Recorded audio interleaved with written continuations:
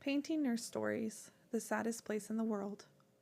I had always been a rule follower. I felt uneasy as I pulled my car off the highway, turning into the parking lot of the listed address, and tried to keep safety at the forefront of my mind. I had an idea of what government housing looked like, since I had done a clinical rotation in school where we visited the homes of newly located refugees in town, but this looked like an abandoned motel. There was no other structure nearby, just the expanse of the highway. The paint was sun-faded and chipped, the weeds overgrown, with trash littering the grounds, broken windows visible. I hadn't seen anyone initially, but as I exited my car and grabbed my supplies from the trunk, I had the distinct feeling I was being watched as the space filled with eerie silence. I started walking past numbered doors and saw that every door was in fact cracked open, and inside sat a pair of eyes watching me questioningly, but not moving. When I arrived at the correct door, I called out to the space inside, seeing it dark and quiet and empty. I still announced myself in case a neighbor might overhear why I was there and help me to locate the individual I was seeking. To my surprise, the door opened further and I was welcomed in.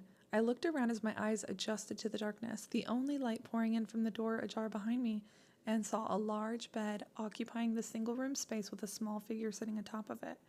Curled into themselves, clothes and belongings scattered the floor, piled up higher near the walls, the back hallway leading to the restroom unpassable. I asked if there was somewhere I could wash my hands before starting my assessment, but was informed the building had no running water, nor any electricity. No worries, I assured them. I brought hand sanitizer. I looked for a place to set my bag, but seeing various bugs crawling across every surface, up the walls, and over my shoes, I settled to keep my bag hanging off my shoulder, while I casually stepped my feet back and forth and retrieved from my bag the items I needed to take a set of vitals.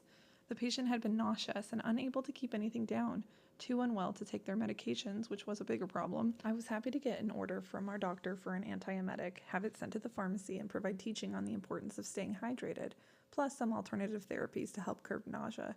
As I moved through the conversation, however, it became clear the couple had no means to retrieve the medicine, to pay for it, or to gain access to hydrating liquids, including any water. The reality dawned on me that when I left, I was going to have done nothing for these people.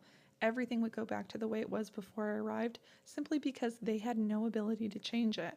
The patient was dying. There was no denying it. But I struggled to accept the idea that they would have no comforts, not even a sip of water, to ease their body's ailments. And worse, I thought about the money I would be paid for attending to this visit, even though it would have made no difference to their well-being. I quickly set forth a plan to go to the store myself and return with the needed items. I asked, "What do you like to drink? Juice? Gatorade?" They refused to tell me. Anything, they said. They would accept anything. My heart crumpled as I heard the phrase enter my mind. Beggars can't be choosers. I rushed out, following their instructions, to the closest corner store and bought as much as my arms could carry back to them, telling myself that I didn't care that this was against the rules. It was the right thing to do. Thanks for listening. Follow for more. And have you ever gone against the rules because you felt it was the right thing to do?